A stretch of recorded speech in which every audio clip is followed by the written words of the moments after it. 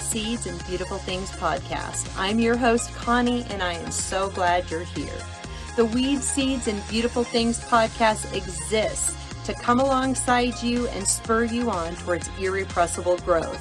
As an authority on adversity and resiliency, I love to help others gain the necessary tools to practice the disciplines of resiliency within the spectrum of everyday adversity, and to connect with people through my watercolor and digital art, which you can find on social media, Facebook and Instagram at Weed, Seeds, and Beautiful Things. Also on my website at www.weedseedsbeautifulthings.com. Merriam-Webster's dictionary defines resiliency as an ability to recover from or adjust easily to adversity. Potential is having the capacity to become or develop into something new. I believe firmly that every person has potential in varying degrees. With the right support and environment, anyone can learn the lasting habits of becoming a truly resilient person. Join me in this episode of the Weed, Seeds, and Beautiful Things podcast. Welcome, friends, to the Weed, Seeds, and Beautiful Things podcast. I'm your host, Connie, and I'm so glad you're here. I have a special guest with me today, Brenna. She is a fellow podcaster and a really amazing author. She has had multiple things published to different sites. She talks about all of the difficult subjects in life, and she does it with grace and with love, and she has a really big heart for Jesus. I got to meet Brenna for the first time on Facebook, and we have really developed quite a friendship from there. So Brenna, thank you so much for being on the show, and tell my guests a little bit about yourself. All right. Well, thank you, Connie, for having me. I'm super excited. I'm so glad this worked out. My name is Brenna Covelens. I'm 28 years old. I'll be 29, though, when this episode's out. So that's exciting. I live in northeastern Pennsylvania, and currently I just started something new. I am now part of an internship where I am actually a podcast editor for a different podcast. Whoa! And that's something I haven't said yet. So that's super duper exciting. But I still do Beyond Just Christian bi-monthly. So what else about me is interesting? That's pretty much like a little rundown. You love the But yeah. outdoors, don't you? Oh yes, yes. Although Pennsylvania is weird because in the same exact week we had hail, we had sunshine, we had rain. It's been a whirlwind. Oh, we also had an earthquake. So Oh my. yeah, Pennsylvania, maybe you shouldn't want to live here. It's very overly excited. Oh my. Sounds kind of bipolar-ish, up and down. Yes. Can't keep its mood straight. Well, No.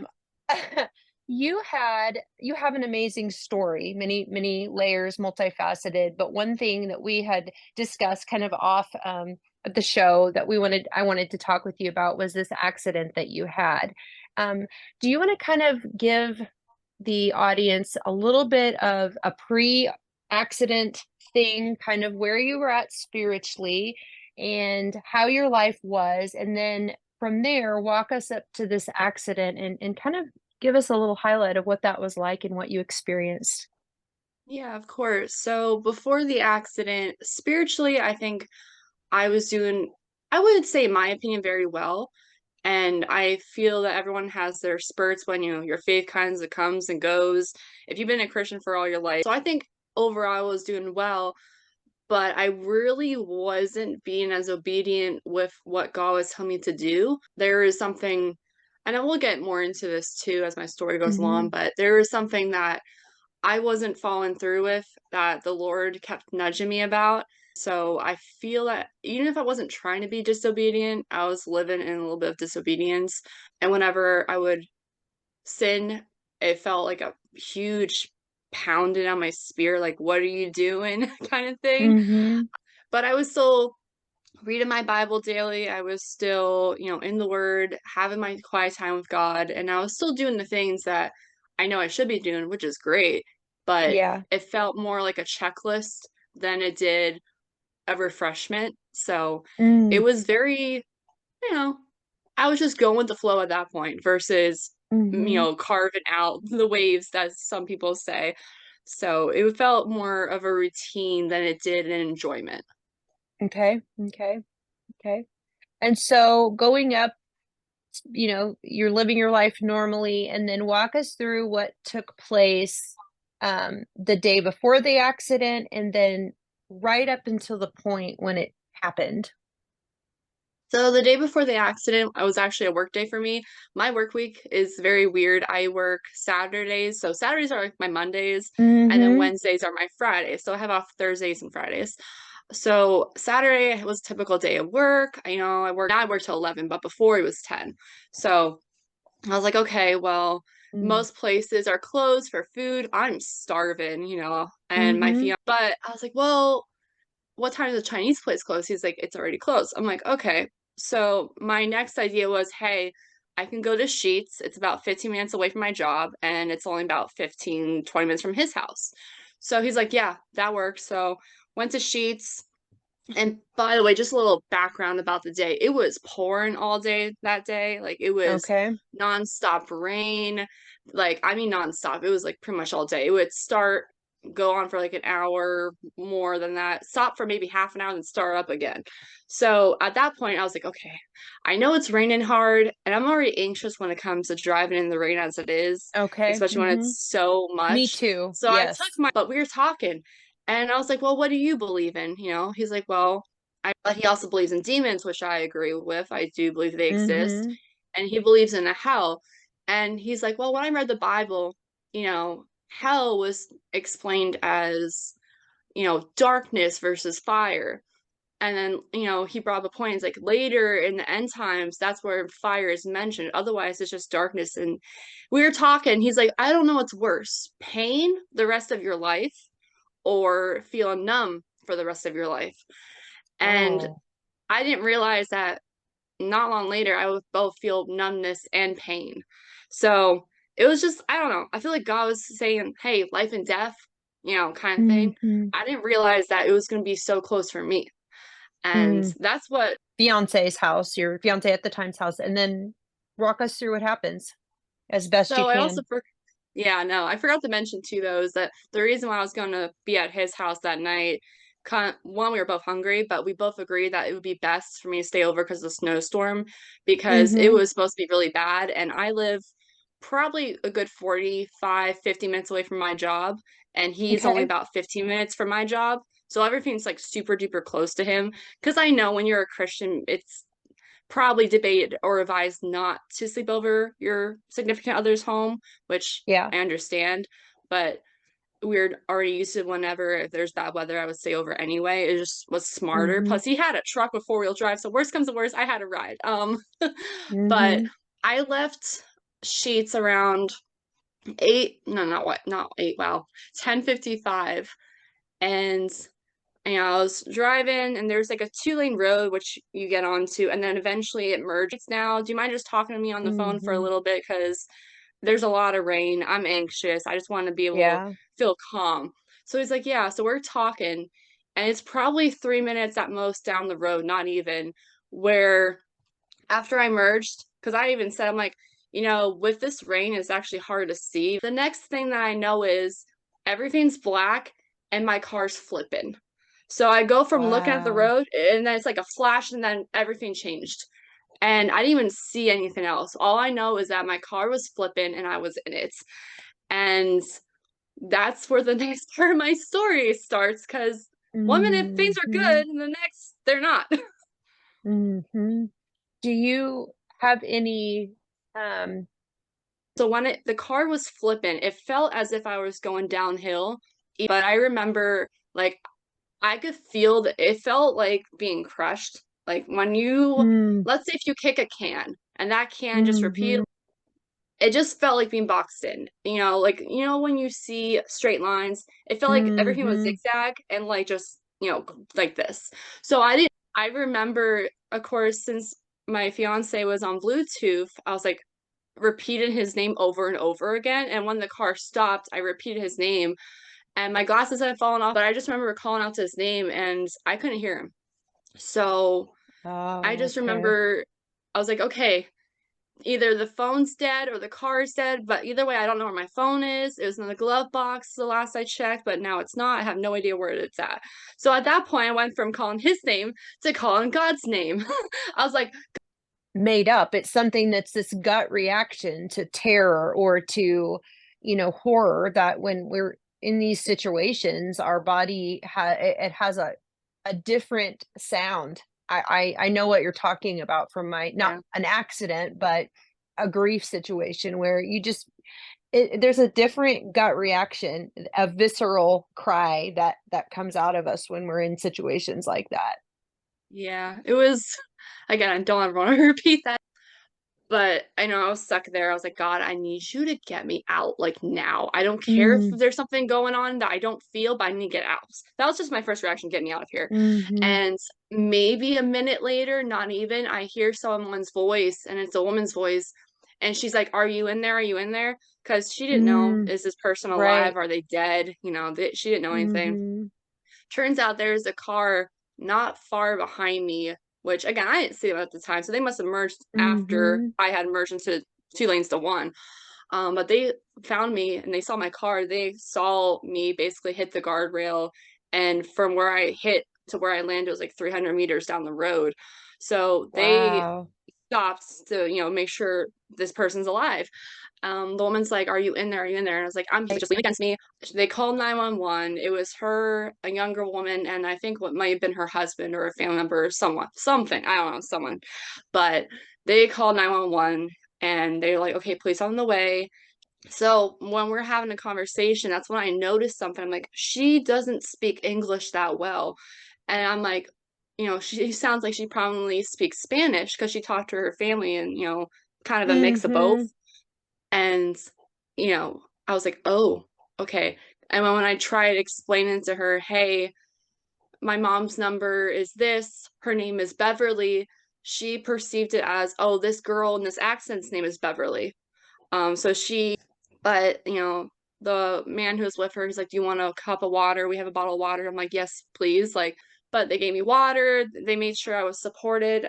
She held I was laying, like, back, like, I was on my butt and mhm, my knees were to my chest. I was leaning against her, so this way I wouldn't have to prop myself up.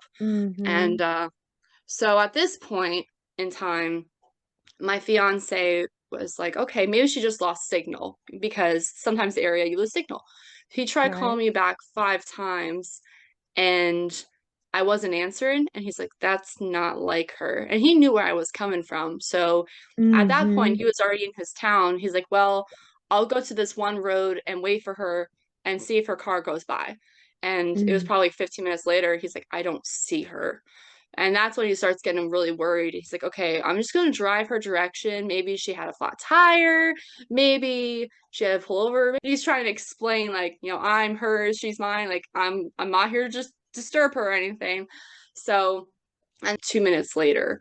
But before ev so the thing that was annoying is the police officers, like, they asked me what happened, and my response was, "I don't know." mm, Again, when you're so disoriented and you were looking at the right. road one minute, the next you weren't, you're flipping, you're like, "Well, I don't know." So my only response I could think of is maybe I hydroplaned because I don't know what else it could have been. And Right. then someone said that there was a lot of tree, Upon arriving at the hospital. so I didn't actually find out any. I mean, at that point, they get me to the hospital. They're like, "Hey, we gotta put the gown on you and everything." I was wearing Mhm. a sports bra. They're like, "We have to cut your bra." I'm like, "But this is my favorite." And I'm like, "That's all I." Then I'm like, "I'm worried about my sports bra right now when I might have some broken bones." I don't know, but it was funny. I'm not. I My first thought though was, okay, they have to strip me, and my first thought was, I'm so glad I shaved before this. Like, I was so I relieved. love that because there have been different times in my life with medical things, and on, like, the verge of pass out, my last thought is always sarcastic, sassy pants, so I love to hear someone else following. But 2, I'm also not used to being naked in front of a bunch of strangers, like, that's, Mhm, mhm, again, a very humbling right. experience, being under the care of someone else's, hand, because again, I couldn't do anything. Right. Um But it was very hard too because being in the hospital right away, the tests that they didn't actually, because it was late Okay. at night, but they Yeah. did do CAT scans, MRIs, was an X-ray. So they did do everything that they needed to. Mm-hmm. I think the first thing that they found out though was that my neck was broke. I'm not very in tune with anatomy or bones or anything like that. Right. So it was definitely different to hear that, oh, you have two broken bones in your neck. And at that point, they had already put me in a neck brace and it wasn't fully fitted to me yet. They had yet to give me a fitted one, but they're like, hey, just in case we're putting this on you, because we don't know if you could have had any spine damage or neck damage. Like you could have really bad whiplash, you might have a concussion. We don't know. So at that point, Mm. though, it was determined, and my knuckles Which were makes me very. wonder, which makes me wonder if back when that woman was pulling you out, I wonder how you sounded. I wonder, like your friend, she said, well, it seemed like the Lord removed that barrier. I mean, there's everything in me thinks if you sounded like that after you'd been in the hospital for a little bit, how did you sound upon? But yeah, still able to speak words. I just definitely sounded Right. different, of course. Hmm. But I also there's other things too. Like I had so many bruises, not one part of my Mm, body besides my chest. And then I had both my hands were swollen, like both my knuckles were mm-hmm. swollen, my fingers, like there's. And yeah, the first day being in the hospital was probably the worst because whenever I Mm-hmm. had to use the bathroom, okay, I've explained this in my podcast episode too, because I laugh about it now, but like I still cringe at it at the same time. Mm-hmm. When you have to go to bathroom and they don't let you go to bathroom. So it was very uncomfortable. Being in the hospital was Yes. very humbling because I had to be helped. I'm not gonna show it's gross, it is, but when you're only 28 and you need help being wipes, Mm-hmm. my fingers are really numb. And still now, they're my two fingers here are partially numb, my pointer and my middle finger on my right hand. Mm-hmm. Everything else has gained feeling, thank goodness, but I do not have as much feeling as I used to. So that's one thing that's still probably gonna be like that the rest of my life. But yeah, no, having people take care of you. And I felt like a nuisance at some point because when I don't eat, I constantly have to pee. So I was at patients like, I need to use Mm-hmm. the bathroom again. So Mm-hmm. Mm-hmm. it was a process to say the least. I was like, okay, Mm-hmm. God, this is a perfect time to pray. Cause although again, family and friends did visit me when I was in the hospital, so that was a huge blessing. But Yeah. I just felt awful. I felt so less. I've never felt so less energized in my life, you know. And when you're Mm-hmm. just laying there and you're not physically able to do much, it sucks. It just point blank sucks. Yeah. Yeah. So, Twist. And you also pretty much I had no freedom from that point on forward. And that includes having to wait a month for new glasses too, because my other ones were broke. But just having to rely on loved ones for basic needs, like getting somewhere. And I felt like I was back in high school, but I will say, despite that, that it was the time where I opened my Bible more. And mm, one of my friends was like, "Hey, I know you're going through a really rough time. I think the book of Psalms would be really good for you to read." And I was like, "Do you know how many chapters there are?" She's like, "Girl, some of them are short. You'll be fine. Take your time for the next 2, 3 months to read these." And I was like, "Okay." And I started reading Psalms again, which I love Psalms. It's very poetic and very beautiful, very mm-hmm. honest about, how King David felt. And Yes. I'm not sure if there's any other authors from Psalms. I don't know if it's just David, but There's a regardless, few. I was just able to do more. And one thing I started doing is if there's a certain verse in a chapter of Psalms that I felt, okay, I love this verse, I would journal like 2 to 3 pages just from that one, relate it to Mm, my own experience I was going through. But then I would also ask, like, Lord, what do you want me to know from this verse? I would just kind of journal based on that one verse. mm-hmm. And that's what I did. My prayer, but God was really showing me a lot. And, you know, I felt that I tried and thankfully had gap insurance, which I highly recommend for most people because Right. so Mm-hmm. I was, in financial stress. My mom was very helpful with, making the phone calls between insurance companies and the Right. doctors. And everything else that went into the whole aspect of money and calling people about this and that and calling this person next. It And gets stressful, doesn't it? You already yes, have something going on, and then all of the business. So yeah. I do get that. You were talking about this season of being off of work and in this neck brace, it really sounds like it disrupted every bit of your normal. It's interesting to me, and I've recently been thinking about how we are always fact honestly, it's a gift, but it often comes through difficult situations where we get to realize our dependency. But then when we're in those positions, and maybe this is true for you too, when you were put in this position of realizing the dependency that was already there, you just didn't realize it to this level.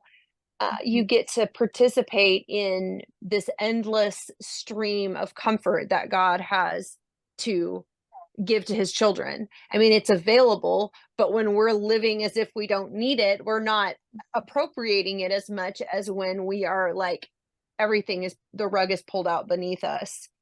Yeah. No, I love that point that you mentioned though, because we don't need we feel that we don't need God until something terrible happens. And it shouldn't be that way. You should need him even in your joy. You need Oh, him to be your yes. joy. You need him to sustain your joy and to keep it steady.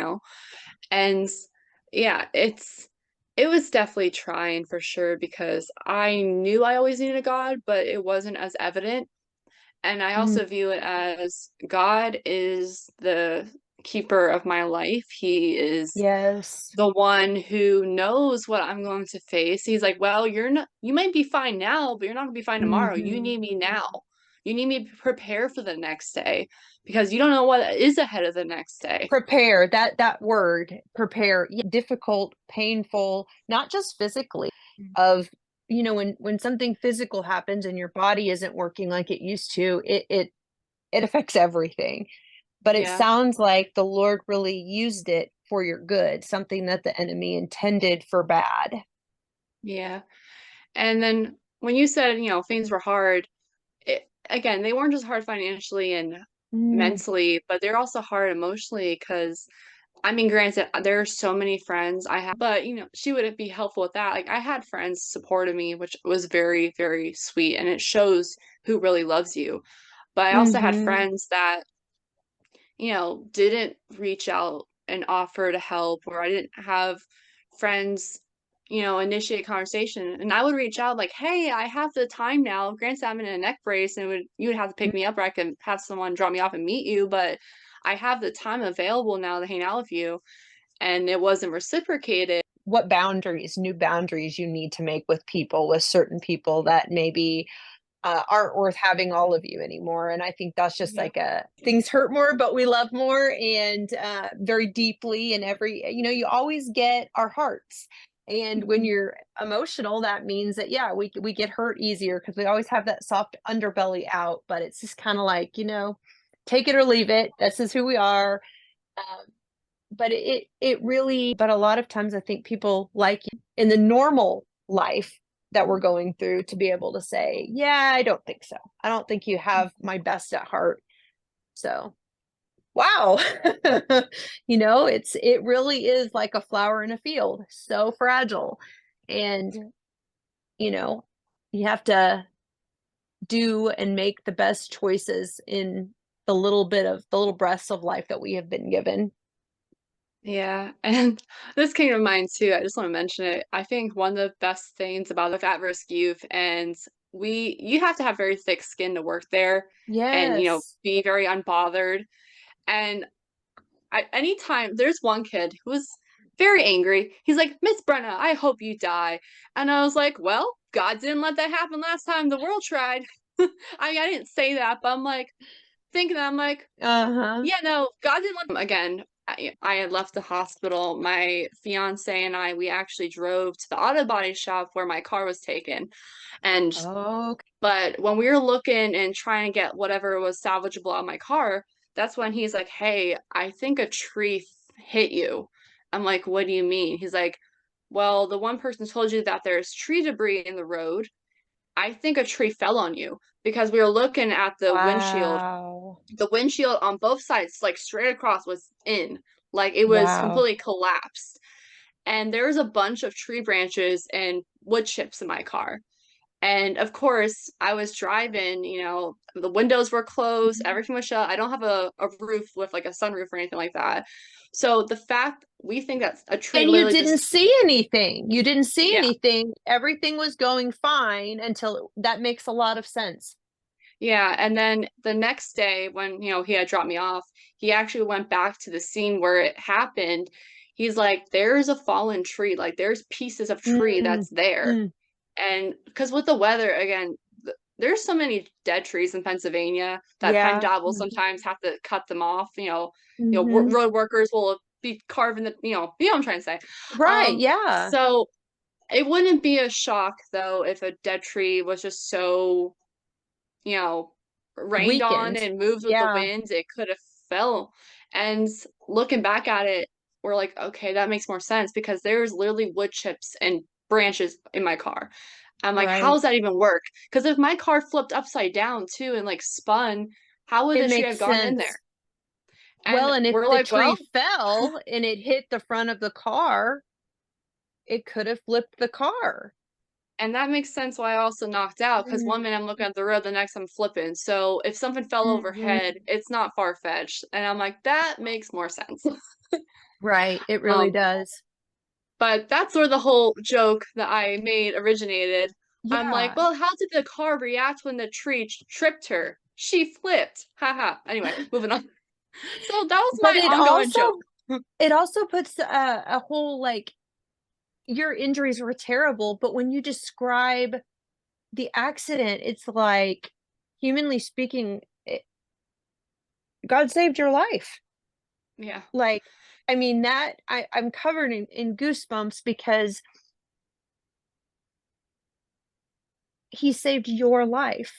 And you can put that into any person's life situation that's going through something difficult, is that Jesus saves our life. And if he doesn't rescue us from the physical thing that we're going through, we will be rescued into his hand. Yeah. And a lot of times he does come through for us, and we don't always have stories where we can see what he saved us from. Sometimes we do, but just Mm-hmm. to know him in that way, to know that he loves you, he loves me, he loves all of the listeners that are going to hear this podcast, that are listening to it right now, that are being moved by it. He saved your life because he loves you. And he's pretty profound too, that going back and realizing that it's ultimately him who saved your life. It's him who is the author of life and death. He is the author of our stories. Satan does not have the final say. The world does not have the final say. Money, people, nothing but God in the life of a believer ultimately gets to determine what will or will not happen to us. And when we're following him and we're choosing to remain close instead of getting angry, as you said, and pulling away, then we get to have that assurance, and we few bits of advice, encouragement, insight that you want to share with the listeners here, just kind of lumping. And I kind of summed this up before, but I'll just reword it differently. I've heard a lot of people say that God doesn't give us more than we can handle, and I would disagree with that. I beg to differ, especially in my Amen. situation. Mm-hmm. God will give us more than we can handle, but it's nothing that he can't handle. So Amen. whatever is fragile to you is super strong to God. He Oh, I is love able to that. carry Mm-hmm. all your burdens, all your heavy weight, but just by being obedient to Christ and showing up and giving him your praise and your belief and your Mm-hmm. weaknesses, that's the best thing you could do. Just keep doing that. Yes, yes. Brenna, it has been an absolute pleasure to have you on. I know that this is going to touch everybody that listens to it. It was, there are different times where I was trying not to cry, but Me too. that's just, I love that about God is, when you know him, and when I'm not saying know him in as in a, I know that 2 + 2 is 4. You can know God and not know him. But Yeah. when you know God, share a little bit, just in the miraculous redemption and testimony that you have through this accident. And I want to let you have a little bit of time here right before we close to tell my audience where they can find your work. Where can they follow you on social? How can they hear your podcast? What is, just give us any details of where we can hear your podcast and listen and read your writing and etc. Yeah, of course. Thank you. So one thing that you can find me on is Beyond Just Christian Podcasts. It streams Spotify, Apple Podcasts. It's literally on every platform you could probably. I have about 43 videos, not videos, episodes so far, so that's exciting. I'm Yes. also featured on beinnotOf.com, my friend Naya's blog, and I've been a guest writer there for a while now. She has awesome work, and there's also a bunch of other authors who are there too. So it's Okay. not just me. And then another platform I've written for numerous of times where it's on loveismoving.ca. It's a Canadian blog for young adults. So I'm not Canadian, but I've been featured in their But the work Lord before. So is that's obviously using your writing. So that's awesome. And can people inquire if they hear this episode and want to have you as a guest on their show? And if so, how can they reach you? so my email would probably be the best option, which do Okay. you mind if that's in the show notes?